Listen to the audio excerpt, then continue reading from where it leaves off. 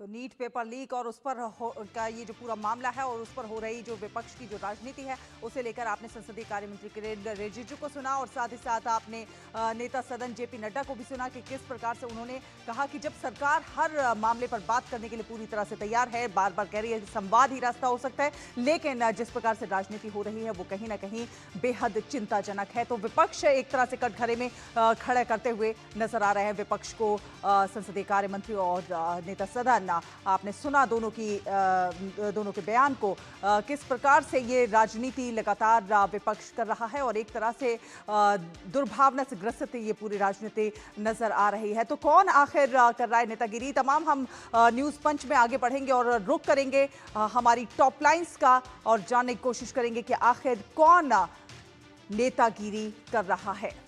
तो रुख करते हैं न्यूज पंच की टॉप लाइंस का।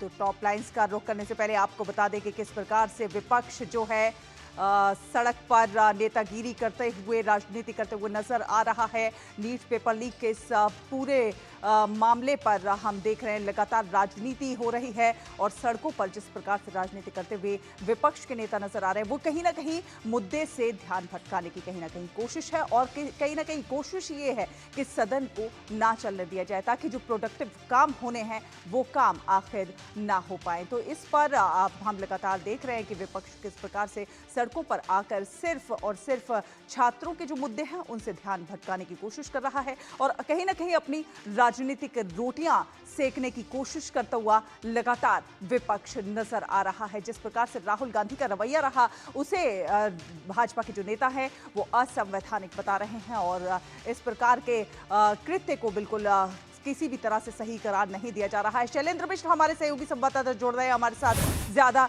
जानकारी के साथ। शैलेंद्र, अभी हमने सुना नेता सदन को भी और संसदीय कार्य मंत्री को भी, उन्होंने कहा कि किस प्रकार से विपक्ष जो राजनीति कर रहा है वो बिल्कुल भी असंवैधानिक है और अस्वीकार्य है।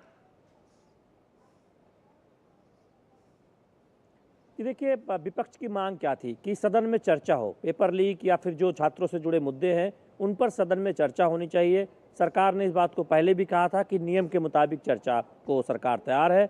आज सदन के अंदर इस बात को किरेन रिजिजू ने कह दिया और फिर बाहर आकर पत्रकारों से बातचीत में भी ये कहा कि किस नियम के तहत चर्चा हो, आखिर किसी न किसी नियम के तहत तो चर्चा होगी, क्यों आखिर विपक्ष इस बात को स्वीकार नहीं कर रहा है।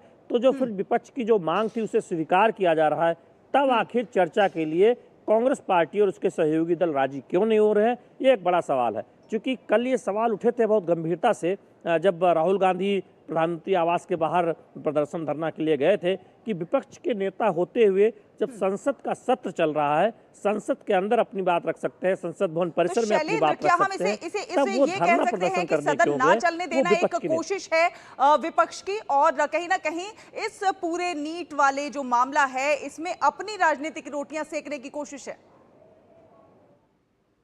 Specify the rule to be suspended, relate to an item in the day's list of business, provide the grounds for invoking Rule 267, not seeking suspension of business where a rule already allows suspension, contains a motion drawn in proper form, be invoked in rarest of rare occasion, despite above clarification. It is observed that members are still giving notices under Rule 267 every now and then which are not in consonance with the above conditions.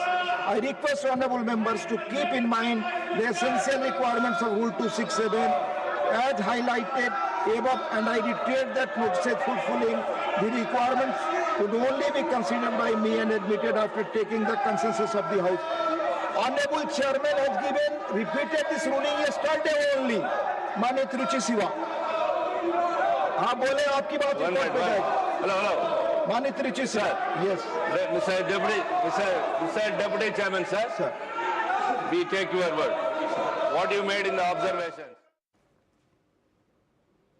तो हमारे साथ हमारे सहयोगी शैलेंद्र मिश्र लगातार जुड़े हुए हैं, उनसे जानने की कोशिश करते हैं। शैलेंद्र, जिस तरह से आप सदन की कार्यवाही भी देख रहे हैं और आपने सुना कि किस प्रकार से जो है विपक्ष राजनीति करता हुआ नजर आ रहा है, रोटियां अपनी सेकता हुआ राजनीतिक नजर आ रहा है, किस प्रकार से देखते हैं आप कि कैसे जो है सदन आगे चलेगा और किस प्रकार से संवाद का रास्ता खुलता हुआ नजर आएगा? देखिए, आज बीजेपी की तरफ से प्रेस कॉन्फ्रेंस हुई। बासुरी स्वराज ने इस बात को स्पष्ट तौर पर कहा कि प्रधानमंत्री नरेंद्र मोदी की अगुवाई वाली सरकार संवाद से समाधान चाहती है और लगातार एक तरह से इस पर आगे बढ़ा गया है। जब पेपर लीक की घटना हुई तब किस तरह से आरोपी को जेल भेजा गया और पेपर लीक के घटना के बाद नीट परीक्षा दोबारा कराई गई और ये सुनिश्चित किया जा रहा है कि इस तरह की घटना दोबारा न हो। लेकिन कांग्रेस पार्टी का जो रवैया है वो दरअसल पूरी तरह से राजनीतिक अवसरवाद है और राहुल गांधी को ये समझना होगा कि वो नेता विपक्ष हैं, सदन के अंदर चर्चा करनी चाहिए। और हम इसीलिए देख रहे हैं कि देश के कई राज्यों में आज बीजेपी ने कांग्रेस के दफ्तरों पर प्रदर्शन किया है राहुल गांधी और कांग्रेस पार्टी के रवैये के खिलाफ। और आज प्रेस कॉन्फ्रेंस कर राजनीतिक तौर पर भी जवाब बीजेपी की तरफ से दिया गया है कि आखिर क्यों कांग्रेस पार्टी इस तरह की रणनीति अपना रही। जब वो चर्चा की मांग कर रही थी, सरकार चर्चा के लिए तैयार है, तो फिर वो क्या चाहती है। और देखिए, केवल बीजेपी ही नहीं, जो विपक्षी दल है उनके बीच भी एक राय नहीं है। कुछ लोग कहते हैं कि चर्चा होनी चाहिए, कुछ लोग अब कुछ शर्तों के साथ चर्चा की बात करते हैं। और संजय सिंह जो आम आदमी पार्टी के सांसद हैं, जब राहुल गांधी पर वो एक तरह से टिप्पणी करते हुए कहते हैं कि श्रेय लेने की होड़, एक तरह से ये बात सामने आती है कि विपक्षी दलों के बीच जिस प्रकार से ये विपक्ष जो है शैलेंद्र बटा हुआ नजर आ रहा है, उसमें ये भी नजर आ रहा है कि आम आदमी पार्टी भी श्रेय लेने की बात कर रही है, कांग्रेस भी श्रेय लेने की बात कर रही है। तो कहीं ना कहीं अपना अपना श्रेय बांटने की कोशिश हो रही है और कहीं ना कहीं राजनीति अपनी चमकाने की कोशिश हो रही है। बस देखिए, पंजाब में चुनाव है तो ऐसे में आम आदमी पार्टी ये नहीं चाहती कि वो कांग्रेस के साथ खड़ी हुई दिखाई दे।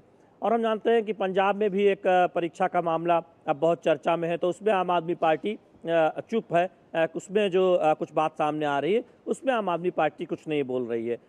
आम आदमी पार्टी को लगता है कि कांग्रेस एक तरह से इसमें कांग्रेस ने जो रणनीति अपनाई है उससे आम आदमी पार्टी और संजय सिंह को दिक्कत है, इसीलिए इन्होंने इस तरह का एक सोशल मीडिया पोस्ट किया है। तो ये दिखाता है कि ये दोनों दल एक दूसरे के साथ एक मंच पर खड़े होना नहीं चाहते। संजय सिंह अलग प्रदर्शन करते हैं संसद भवन परिसर में, वो अपनी बात अलग रखना चाहते हैं, कांग्रेस अपने तरीके से रख रही है। लेकिन इन सब के बीच सवाल ये है कि जब सत्र चल रहा है तब आखिर आपको क्या जरूरत पड़ी कि आप सदन के बाहर जाकर धरना प्रदर्शन करते हैं। आपका यूथ विंग करता तो समझ में आता है। खुद कांग्रेस के शीर्ष नेता विपक्ष राज्यसभा, नेता विपक्ष लोकसभा, वो जाते हैं और संसद भवन परिसर के बाहर जाकर प्रधानमंत्री आवास के बाहर प्रदर्शन करते हैं। तो ये अपने आप में सवालों के घेरे में है, बीजेपी इसीलिए सवाल उठा रही।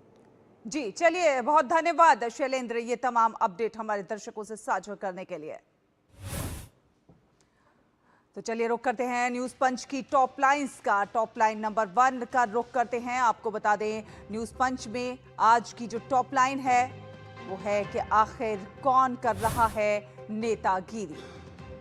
तो कौन कर रहा है नेतागिरी? नीट पेपर लीक वाला ये पूरा मामला है और इसमें सबसे बड़ा सवाल ये है कि नीट पेपर लीक का ये जो मुद्दा है उसका समाधान कैसे निकलता हुआ नजर आएगा, क्योंकि मुद्दा गंभीर है लेकिन समाधान जो है वो संवाद से निकलेगा, उस पर कार्य करने से निकलेगा और उस दिशा में सरकार काम करते हुए भी लगातार नजर आ रही है। लेकिन इस सब के बीच विपक्ष जिस प्रकार से नेतागिरी कर रहा है वो एक बड़ा मुद्दा है। तो हमारी पहली टॉप लाइन है कौन कर रहा है नेतागिरी, और दूसरी न्यूज पंच की टॉप लाइन है कि मिल गया है कैंसर का इलाज, अब होगा स्वदेशी वार। जी हां, कैंसर के इलाज के क्षेत्र में जिस प्रकार से आत्मनिर्भरता के कदम भारत की ओर से बढ़ते हुए नजर आ रहे हैं, अब स्वदेशी तरीके से कैंसर पर यह बड़ी मार देखने को मिलेगी आने वाले समय में। जिस प्रकार से स्वदेशी वार होगा कैंसर पर, अब भारत में ही बनी दवाइयों के जरिए।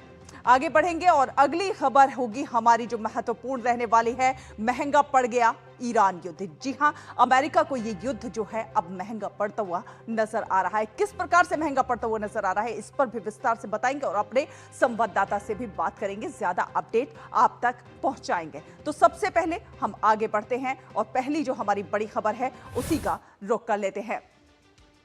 आपको बता दें कि नीट और शिक्षा सुधारों को लेकर सियासत अब संसद से निकलकर सड़क तक पहुंच गई है। नीट पेपर लीक और छात्रों के प्रदर्शन के मुद्दे पर प्रधानमंत्री आवास के बाहर राहुल गांधी द्वारा किए गए धरने को लेकर बीजेपी ने तीखा हमला बोला है। बीजेपी ने इसे अराजकता की राजनीति करार दिया है और राहुल गांधी के इस कदम को देश और लोकतंत्र के हित के खिलाफ बताया है। तो ऐसे में सवाल कई हैं कि जब सरकार चर्चा और कार्रवाई दोनों का भरोसा लगातार दे रही है, तो क्या विपक्ष छात्रों के मुद्दे का समाधान चाहता है या फिर इसे सिर्फ और सिर्फ राजनीतिक टकराव का हथियार बना रहा है?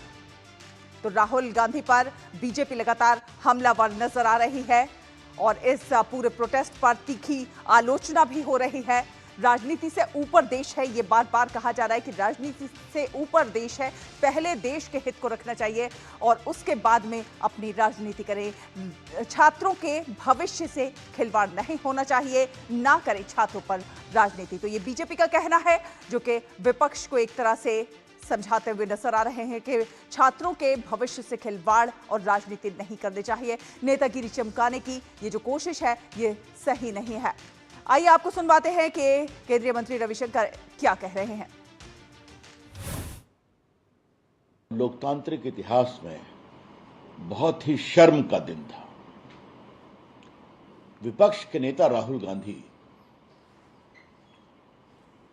जबरदस्ती और जबरन बिना किसी अनुमति के प्रधानमंत्री के निवास के गेट पर धरने पर बैठ गए। उनके पिताजी भारत के प्रधानमंत्री रहे हैं, उनकी दादी जी रही हैं इंदिरा गांधी जी, उनके परनाना नेहरू जी भारत के प्रधानमंत्री रहे हैं। प्रधानमंत्री के निवास की गरिमा क्या होती है उनको मालूम है। फिर भी जिस तरह का गैर जिम्मेदाराना उन्होंने आचरण किया है, मैं उसकी बहुत ही भर्त्सना करता हूं। वो सिक्योरिटी जोन है, प्रधानमंत्री की सुरक्षा सबसे महत्वपूर्ण होती है, विपक्ष के नेता की होती है, बाकी मंत्रियों की होती है। आप इस तरह से करेंगे, जबरदस्ती बैठ जाएंगे। और आपसे बातचीत की गई, मंत्री जितेंद्र सिंह गए थे, गृह सचिव गए थे, वो गए ठीक है नीट पर बहस हो तो हम तैयार हैं। फिर आप मुकर गए कि मेरी मर्जी। ये क्या देश आप ही के कारण चलेगा? आप ही की उद्दंडता से चलेगा? देखा आपने, बीजेपी इसे नेतागिरी चमकाने वाला प्रदर्शन कह रही है, जिस प्रकार से राहुल गांधी का ये पूरा कृत्य रहा और बीजेपी के टारगेट पर अब राहुल गांधी आते हुए नजर आ रहे हैं। क्या कुछ कहना है बांसुरी स्वराज का, आपको सुनवाते हैं। 12 मई को ही मिनिस्ट्री ऑफ एजुकेशन ने एफआईआर लॉन्च करी और तुरंत ही बिना किसी विलंब के पारदर्शिता के साथ इसकी जांच सीबीआई को सौंप दी गई। सीबीआई ने एक एसआईटी का गठन करा और एक नहीं दो नहीं बल्कि 13 आरोपियों को अरेस्ट करा। वो आज भी हिरासत में हैं, they are still behind bars. इसी के साथ साथ मैं आपको आश्वासन देना चाहती हूँ कि मोदी सरकार ने बहुत ही जिम्मेदाराना रवैया निभाते हुए कोर्ट से ये भी प्रार्थना करी है कि इसका trial day to day basis पे सुनवाई हो उसकी, और आरोपियों को कड़ी से कड़ी सजा भी हो और जल्द से जल्द सजा हो, ताकि स्टूडेंट्स को न्याय मिल पाए। राहुल गांधी ने पूरी कोशिश की कि प्रोटेस्टर्स को जो है वो प्राइम मिनिस्टर के घर की तरफ जो है डायरेक्ट किया जाए।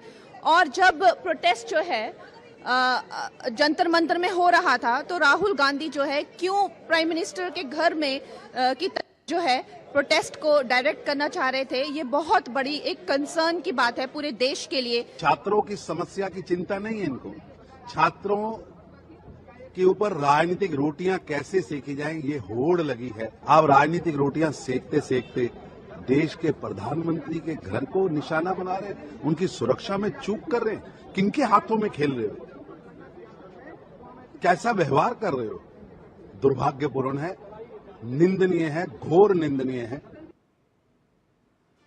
तो देखा आपने, बीजेपी ने राहुल गांधी के इस व्यवहार पर कड़ी प्रतिक्रिया दी है। अब इस पूरे मामले पर कांग्रेस की भी प्रतिक्रिया सामने आ रही है। क्या कुछ कहना है कांग्रेस के सांसदों का, आइए देखते हैं। बदल रहे थे, मांग बदल रहे थे और कोई राहुल गांधी जी ने कोई बयान नहीं बदला, कोई मांग नहीं बदली। जो राहुल गांधी जी के साथ आपने व्यवहार किया, क्या परंपरा आप डाल रहे हैं? For 3 major demands: removal of education minister, and this adjournment motion discussion, then withdrawal of the cases against the students, and to have a detailed inquiry against the police officers.